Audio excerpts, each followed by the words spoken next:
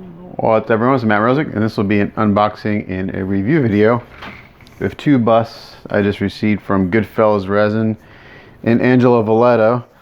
I basically had to buy this because Angelo kind of guilted me into buying these because I asked him for a shipping quote, and then there's a thread going on one of the boards about people asking how much things cost and then never getting back to people. So then he sent me a PM like, or when people ask for shipping quotes and never get back to you. So I basically had to buy these because he guilted me into buying them. Just kidding, I really wanted them. So he just called me out on me. He just called me out for never getting back to him. So I did want to get these. And so he just kind of kicked me in the ass like, hey, referring back to the thread where people never get back to you. It's like, ah, ha, ha, ha, ha, very funny. So anyway, I've got a bunch of stuff from these guys. I've never painted any of it. It's all in the stash, but they do really good work. So I picked these up. I've kind of briefly opened it just real quick. So nice packaging. And I got a few little freebies, which is cool. I got a little Millennium Falcon. So I'm not sure if this is in reference. They made a reference to something that's being debuted at Jersey Fest. And I'm guessing it is Star Wars related because it was a symbol of a Star Wars emblem. So this may be an allusion to that. There's also a little Punisher thing. So maybe they're doing something with Punisher. I don't know. So I got a little freebies. Kind of cool. So this is the Joker and Batman bust they just did. And Saul Alvarez did an amazing paint up on both of them. So, you know, Saul's one of the best painters out there. So good packaging. Here's Joker's hat. Here is Batman all wrapped in bubble wrap. We'll see if the ears made it intact. It looks like they did. A lot of times Batman's ears like to break off in shipping whenever you buy a Batman kit from anyone. So it's not just, you know, they're fragile. So we got Joker's head. Here is no. Oh yeah, he's got interchangeable heads because one has a hat and one doesn't have a hat.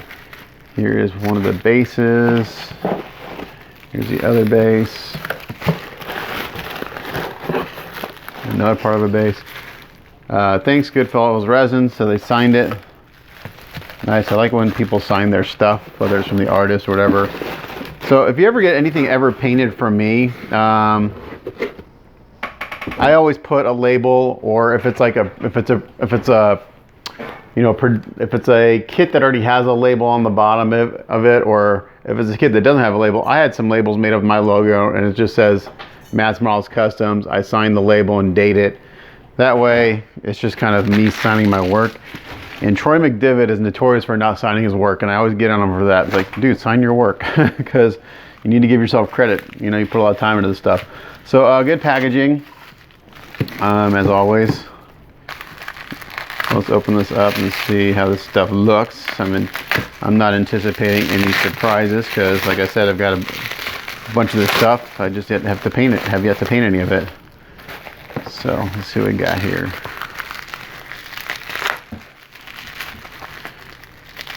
And I'll come down lower in a second when I kind of get them together. I have to look up who the sculptor is. I don't remember, to be honest, and I hate that I don't know that right now.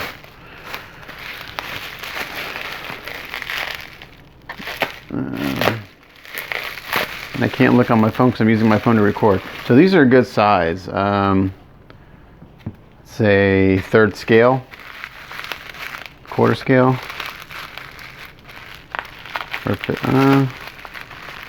Maybe, I'm not sure if there's a scale. I don't know. I'm not sure what the scale is, to be honest. There's Batman. Batman's pretty simple. It's just him and his base. Which one does he go on?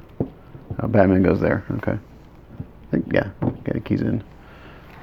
And like I said, I'll come down on the camera here in a second. Joker goes here.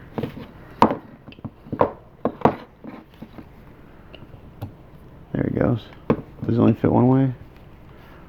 Let's see, he only fit one way. Yeah, he only fits one way. Just like that. And then here's his. So I think the only difference between the Joker portraits are one has a hat and one does not have a hat.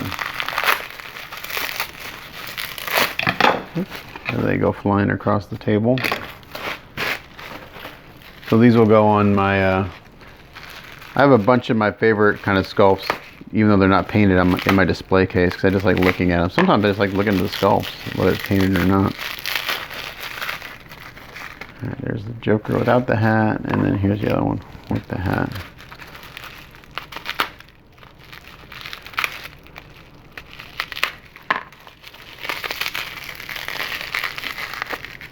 All right.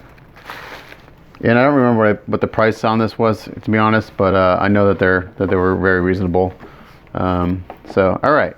So they're all the pieces. Now let's come down a little bit and get more of a kind of this kind of view, so we can look at them a little bit better. Oops, sorry. Got my jinky camera rig as usual.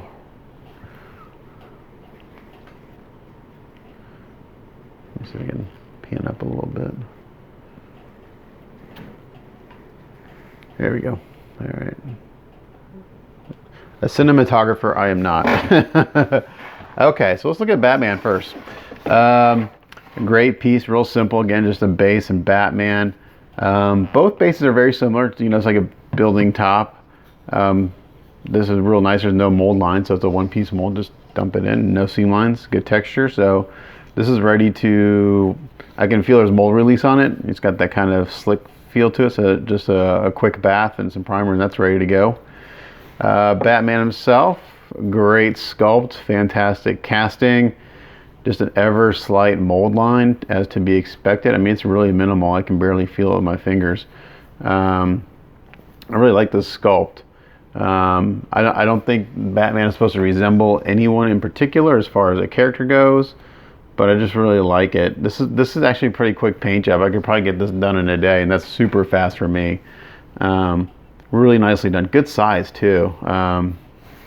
Casting is very, very good.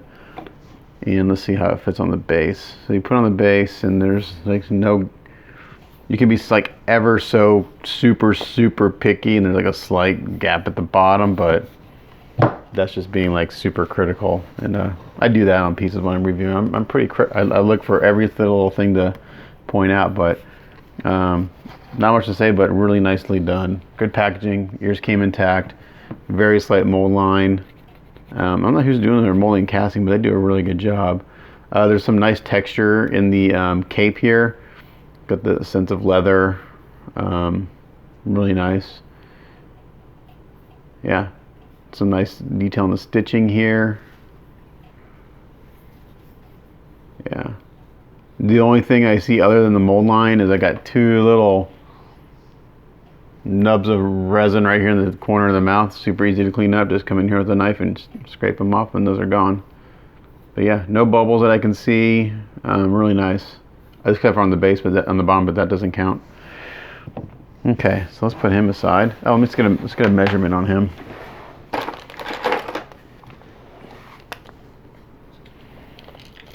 Okay, so Batman is to the top of the ears is right exactly 9 inches. Great piece, good size. All right, let's look at Joker. Pretty quick review. Reviews are quick when they're really good. Again, similar base as Batman, except for this building's got a little more damage to it, some cracks and stuff in the stone. Again, I can feel the mold release on it, so it just needs a bath and some soapy water, and it's good to go. Do have a few bubbles on this one along the edges here. Relatively easy to take care of, just a little putty and fill those in. Or I could even go in there and create additional cracks in the surface. So yeah, nothing major. And then Joker, again, the casting is really done really well. Slight mold line going through his shirt here.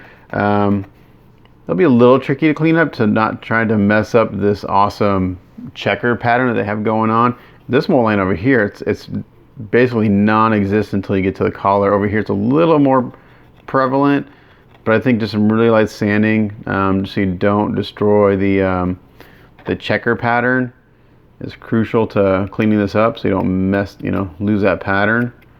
Luckily, there's enough detail and enough depth to these checkers that I think just a real light sanding over the top of the surface, and you can get rid of that without risking losing the checker pattern.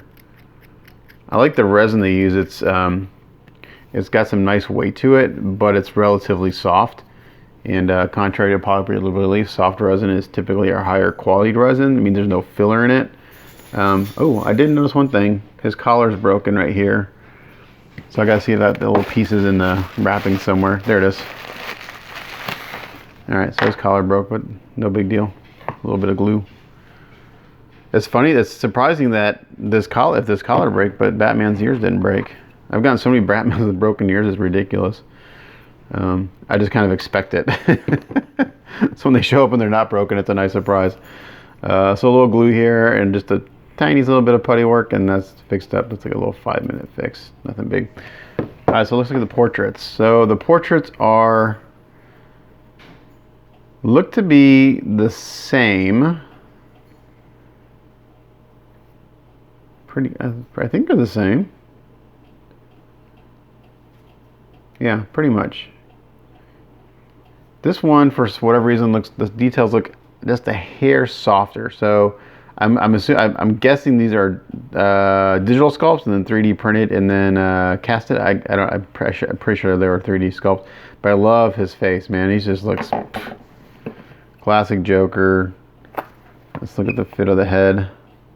Yeah, so just a magnet on each head, and they'll go in. They'll be able to be swapped out very nicely, easily done. This one I'll need a little bit of putty work for it to fit flush. Not the end of the world. I'll just put some putty on this guy, or A's, and stick him in there and let it dry, and then I'll put a magnet in. My only suggestion on these, when you have a swap out like this, is to make the key a little deeper on both ends, the male and the female end. Particularly, just so it has some more depth to go into. I know just from doing the big quarter scale stuff that when the keys are nice and deep, the switch outs will work much better and they're much more stable. So that's my only suggestion on this piece, would to make the keys a little deeper, just so that switch out is a little more, I don't want to say secure because you have to put a magnet or a pin in it, but that's my only suggestion. And then the hat looks great. Again, I got a few little bubbles here and there. Like I'll smooth out the bottom side here and then take care of that. And there's a slight gap along the brow here, so basically just a little putty work to fill that in. And then you got Joker with a hat. Like if I put him on right here, it will stay. I'm surprised it stays. So yeah. So if anything breaks now, it's because of me.